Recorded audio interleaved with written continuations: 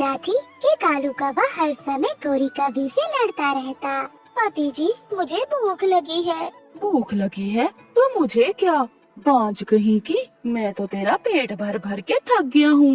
ना जाने कब मेरे घोंसले में बच्चों की काय काय होगी। कालू जी, संतान का होना या ना होना मेरे अपने बस की बात तो नहीं है। चुप चुप कर जा, मैं जा रहा हूँ अपने मामा के पास, मेरे मामा ने बुलाया है। चिड़िया बहन, आज फिर कालू अपने मामा के पास गया है। वो जब भी अपने मामा के पास जाता है उस पर दूसरी शादी का भूत सवार हो जाता है। गोरी बहन, जब हम मम्मा पक्षियों के पास संतान ना हो तो हमें ये सब बर्दाश्त तो करना पड़ता है। कालू का बुढ़ा मामा हर समय उसे उल्टी सीधी पटियां ही पढ़ाता रहता है। देख ली है, मैंने तुम्हारे लिए एक सुंदर सी कवि देख ली है। कल ही आ जाना और ब्याह कर ले जाना उसे। मामा जी, वो गोरी शोर मचाने लग जाएगी। एक लगाना, अगर शोर किया तो चुप कर जाएगी।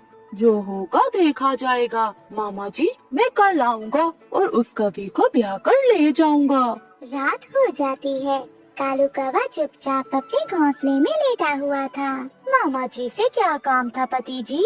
पता चल जाएगा तुम्हें कल। अब मुझे नींद आ रही है, चुप करके सो जाओ। अगली सुबह भी हो जाती है। गोरी, मेरी वो शादी वाली पगड़ी कहाँ है? शादी वाली पगड़ी? कालू जी, क्या तुम दूसरी शादी कर रहे हो? तो क्या मैं तुम जैसी भैंस को मुफ्त में पालता रहूं?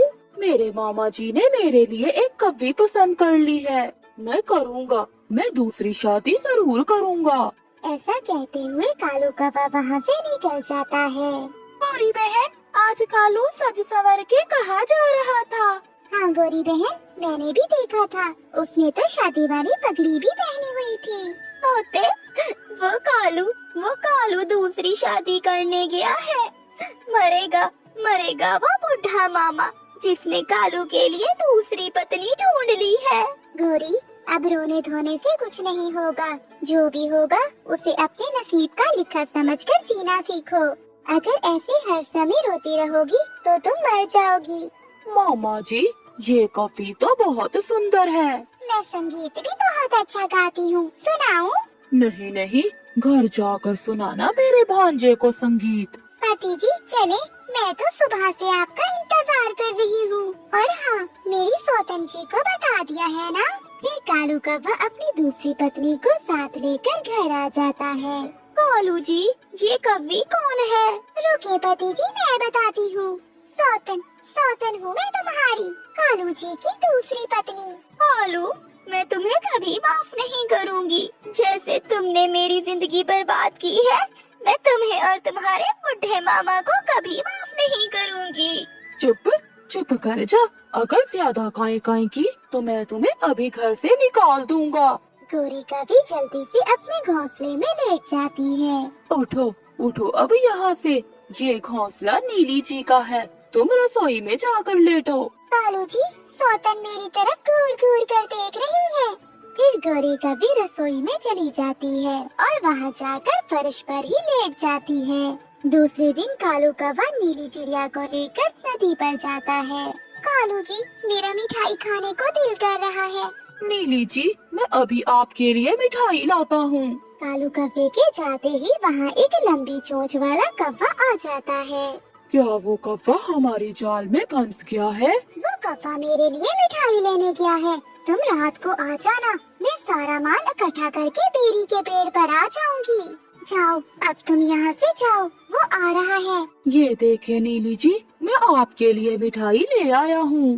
कालू जी, कल हमारे बच्चे भी होंगे। हमारे पास तो अपने बच्चों को देने के लिए कुछ भी नहीं है। तुम चिंता ना करो नीली, मैंने जितनी भी कमाई की है सब संभाल कर रखी हुई है। मगर कहाँ रखी है कालू जी? अलमारी में रखी हुई है मैंने सारी जिंदगी की कमाई। कालू जी, मगर उस अलमारी की चाबी कहाँ है? मेरे और तुम्हारे घोंसले के नीचे रखी हुई है। अब तुम ये मिठाई खाओ। तुम चिंता न करो, मैं बहुत अमीर हूँ। मैं उस बाज कवि के कारण कुछ खर्च नहीं करता था। रात हो जाती है। गोरी कवि रसोई में सोई हुई थी और कालू कौवा भी सो रहा था। नीली कवि चुपके से वो चाबियां निकाल लेती है और अलमारी खोलकर कालू कौवे की सारी जिंदगी की कमाई एक बैग में डालकर वहाँ से भाग जाती है। बेरी के पेड़ पर उसका साथी भोला कौवा आ गया था। वो दोनों रात के अंधेरे में निकल जाते हैं। अगली सुबह भी हो जाती है। नीली, नीली, कहाँ हो तुम? अलमारी, अलमारी खुली है मेरी, मेरे पैसे, मेरी सारी कमाई भी नहीं है। गोरी, गोरी जल्दी आओ, मैं लुट गया, मैं बर्बाद हो गया। वो नीली कव्वी तो चोर निकली, वो मुझे लूट कर ले गई। फिर गौरी कवि भी वहाँ आ जाती है, मगर गौरी कवि की तो हमसे ही नहीं रुक रही थी। कालू, कालू, मैं भी कहूँ उस छोटी उम्र की कवि ने तुमसे शादी कैसे कर ली? मगर कालू कौवा तो रोए जा रहा था।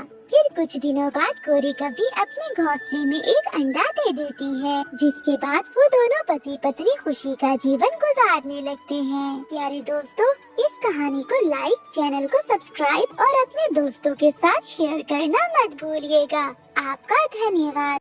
गौरी कवि एक प्लेट में बैठी खिचड़ी खा रही थी कि कालू कौवा भी आ जाता है और वो गौरी के साथ खिचड़ी खाने लगता है। कालू, तेरी चोंच बहुत गंदी है, जाओ नदी से पहले अपनी चोंच धो कर आओ, फिर खाना मेरे साथ खिचड़ी। जब भी बोलोगी गंदा ही बोलोगी, काली कलोटी, गंदी शक्ल वाली डायन। कालू, मैंने तुम्हें एक कही और तुमने मुझे चार चार सुना दी। चुप कर जा अब कालू, वरना वरना, वरना क्या? काली माँ की काली चुड़ैल। गौरी कवि की भी अब बर्दाश्त खत्म हो गई थी। वो झाड़ू उठाती है और कालू कवि को जोर जोर से मारने लगती है। छोड़ो, मुझे छोड़ो।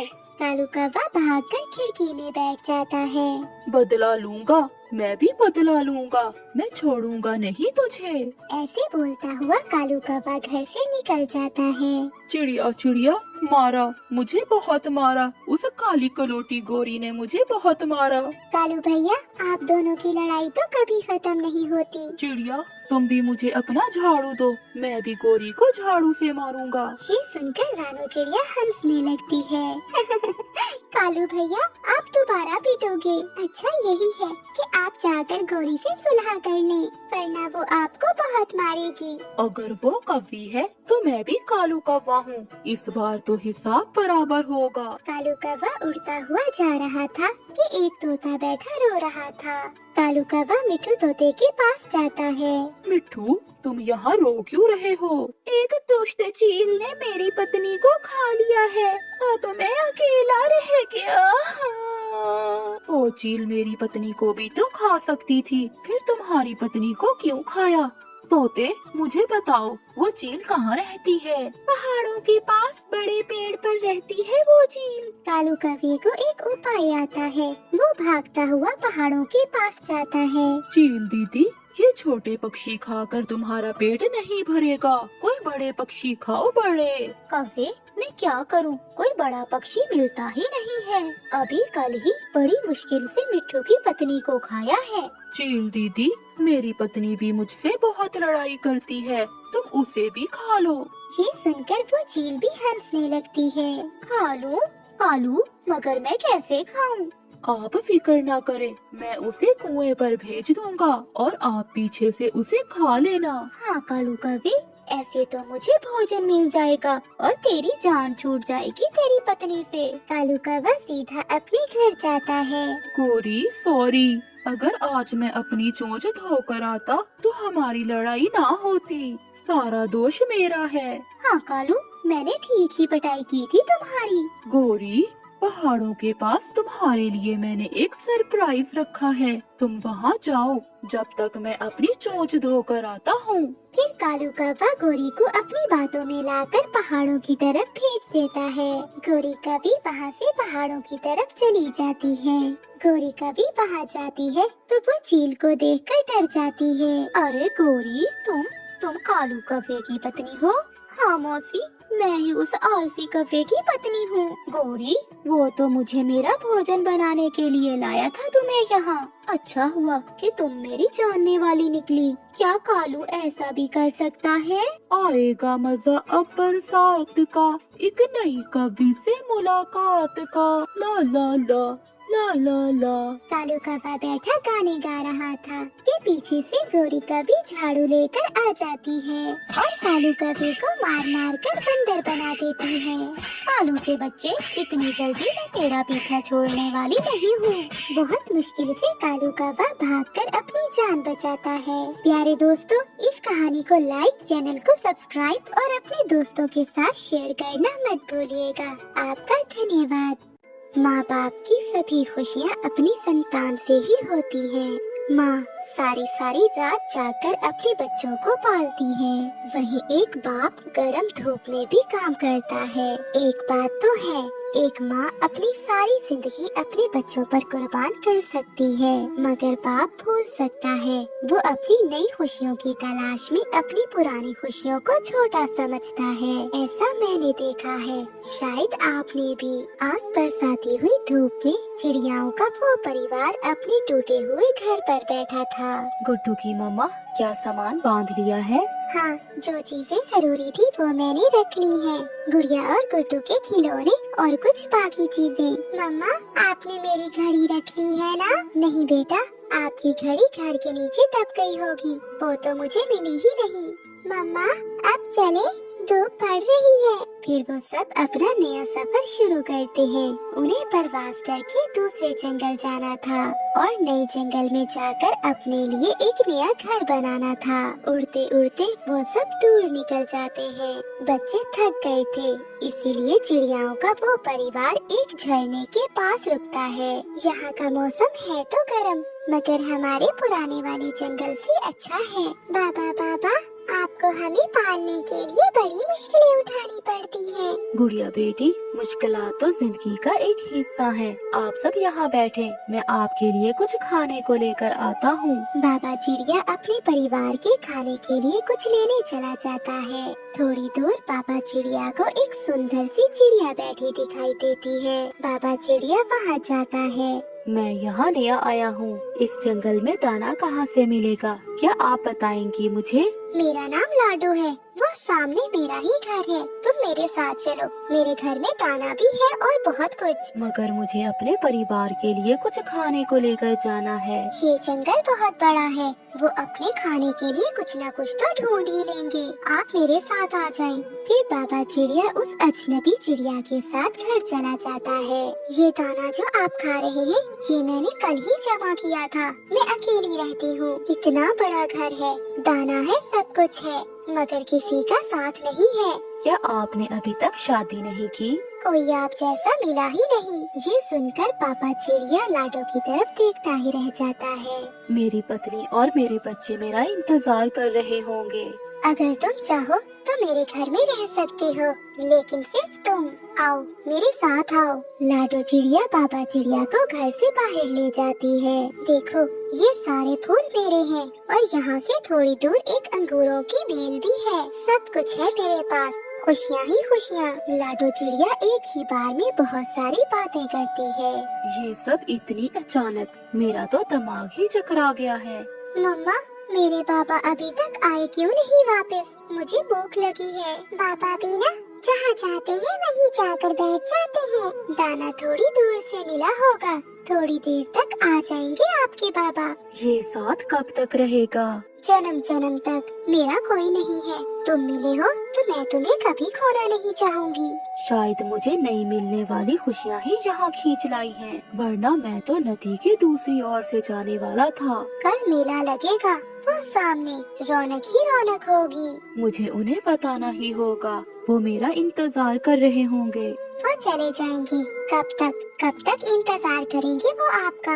अपने बच्चों को पीछे छोड़कर मामा चिड़िया अपने पति की तलाश में जाती है। आप यहाँ बैठे हुए हैं और बच्चे भूख से रोए जा रहे हैं। रानो, तुम जा सकती हो बच्चों को लेकर। अगर छोटी सी जिंदगी में बड़ी बड़ी खुशियाँ मिल जाएं, तो दुखों का सामना कौन करेगा।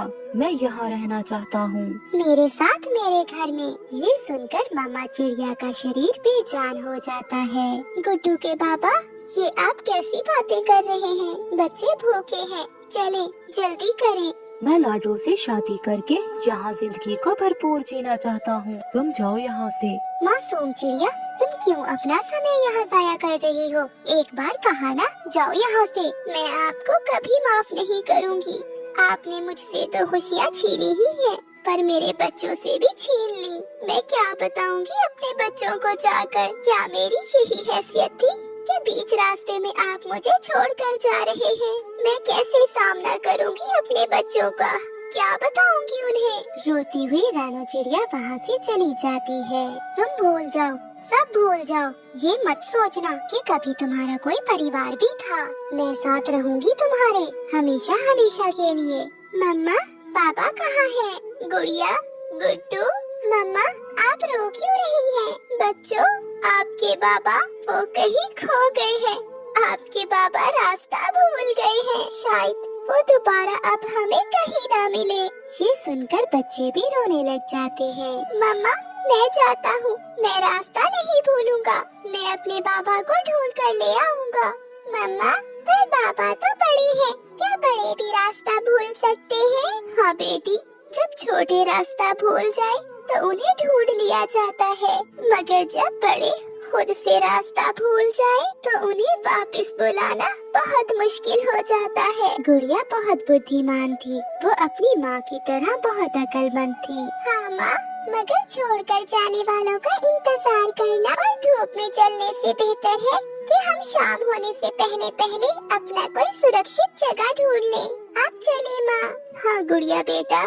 माँ चिड़िया अपने बच्चों को लेकर वहाँ से उड़ जाती है, क्योंकि मामा चिड़िया की सारी जिंदगी तो अपने बच्चों से थी। और फिर वो सारे सागर वाले जंगल में पहुँच जाते हैं। फिर मामा चिड़िया अपना सामान एक जगह रखते हुए घर बनाने में इतनी मसरूफ हो जाती है कि जैसे कुछ हुआ ही नहीं। गुड़िया बेटी, वो बड़ी लकड़ी देना मुझे, और कुकू बेटा, आप मुझे कुछ पत्ते तोड़ कर दे। मैं लाया मम्मा। मैं घर बना लूं, फिर अपने बच्चों को दाना ला कर दूंगी। मैं सब कर लूंगी। मैं अपने बच्चों को कभी दुखी नहीं होने दूंगी। मैं मुकाबला करूंगी सबका। मुझे किसी की जरूरत नहीं, ना ही मेरा कोई था। मेरे बच्चे ही बस मेरे हैं। मामा चिड़िया तेजी से काम कर रही थी, रोई जा रही थी और बोले जा रही थी, और बच्चे हैरानी से अपनी मम्मा को देखे जा रहे थे। प्यारे दोस्तों, इस कहानी को लाइक, चैनल को सब्सक्राइब और अपने दोस्तों के साथ शेयर करना मत भूलिएगा। आपका धन्यवाद। एक नंबर की आलसी, एक नंबर की चोरनी और एक नंबर की झगड़ालू थी वो गोरी कव्वी। वो हर किसी से लड़ाई करती थी। एक दिन रानो चिड़िया पेड़ से सूखी लकड़ियाँ काट रही थी, और फिर वहाँ गोरी कव्वी आ जाती है। चिड़िया चिड़िया, तुम ये क्या कर रही हो? गोरी बहन, मैं घर को गर्म रखने के लिए सूखी लकड़ियाँ जमा कर रही हूँ।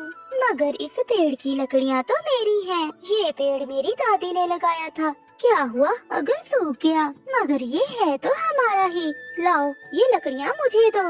ऐसे कैसे मैं तुम्हें ये लकड़ियाँ दे दूँ? मैं सुबह से लकड़ियाँ काट रही हूँ और अब तुम आ गई हो दादी बनकर।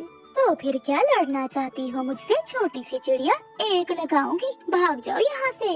और फिर गोरी कव्वी लकड़ियाँ उठाकर वहाँ से चली जाती है, और रानो चिड़िया गोरी का मुँह ही देखती रह जाती है। गोरी, तुम ये लकड़ियाँ कहाँ से लेकर आई हो, वो भी इतनी जल्दी? काटी थी उस छोटी चिड़िया ने, और मैं उससे छीन लाई हूँ। गोरी, तुम तो मुझसे भी 2 हाथ आगे हो। ऐसे ही एक दिन गोरी कव्वी उड़ती हुई जा रही थी कि उसे मिट्ठू तोता एक पेड़ पर बैठा हुआ दिखाई देता है। उसके पास एक पका हुआ अमरूद था। गोरी कव्वी वहाँ चली जाती है। मिट्ठू, क्या ये अमरूद मीठा है? नहीं, ये अमरूद बहुत कड़वा है। तुम जाओ यहाँ से। अच्छा मिट्ठू, अगर तुम्हारी ऐनक उतार दे तो क्या तुम उड़ सकते हो? नहीं, मुझे ऐनक के बिना कुछ दिखाई नहीं देता। गोरी कव्वी पंख मारकर मिट्ठू की ऐनक उतार देती है, जो पेड़ से नीचे गिर जाती है, और गोरी कव्वी मिट्ठू का अमरूद उठा लेती है। अब मैं तो चली। उड़ने की कोशिश न करना, वरना टांगे तुड़वा लोगे तुम अपनी। फिर गोरी कभी वहाँ से भागती है। दुष्ट दुष्ट कवि रुको, मेरा अमरूद मुझे वापस दो, मुझे मेरा अमरूद वापस करो। जंगल में कोई पक्षी भी ऐसा ना था जो गोरी कभी से पिटा ना हो। वो तो कई बार अपने पति को भी पीट देती थी। गोरी, आज घर की सफाई कर लो। सफाई सफाई करती है मेरी चूती, मुझसे ये काम नहीं होते। गोरी, सब मम्मा पक्षी ये काम करती है, मगर तुमने कभी भी घर की सफाई नहीं की। कितनी गंदी बू आ रही है घर से। एक बार कहा ना कि सफाई तुम करोगे। तुम करोगी।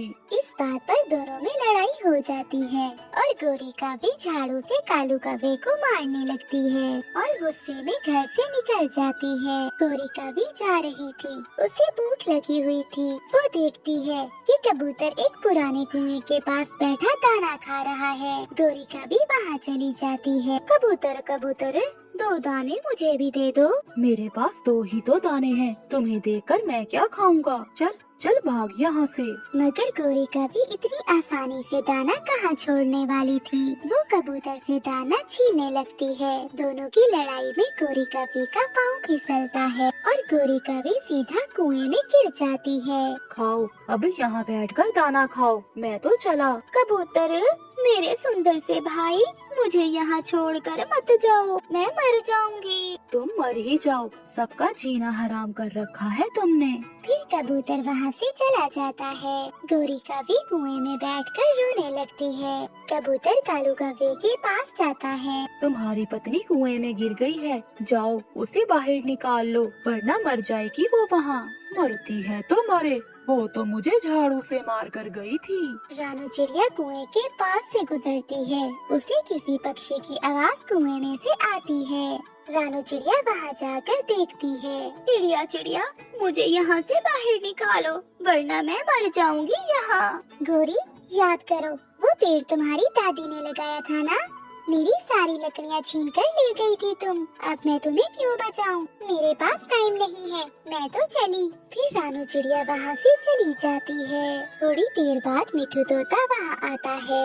मिट्ठू मिट्ठू मेरे भाई, उस गंदे कबूतर ने मुझे कुएं में धक्का दे दिया है, प्लीज मुझे बाहर निकालो। ताकि बाहर आकर तुम मेरी ऐनक कुएं में फेंक दो और मेरा सारा भोजन खा जाओ। बुरी कवि, मैं तुम्हारा विश्वास करने वाला नहीं हूँ। गोरी कवि इतनी बुरी थी कि कोई भी उसका विश्वास नहीं कर रहा था। उसने सबसे लड़ाई कर रखी थी। वो बैठी रोती रहती है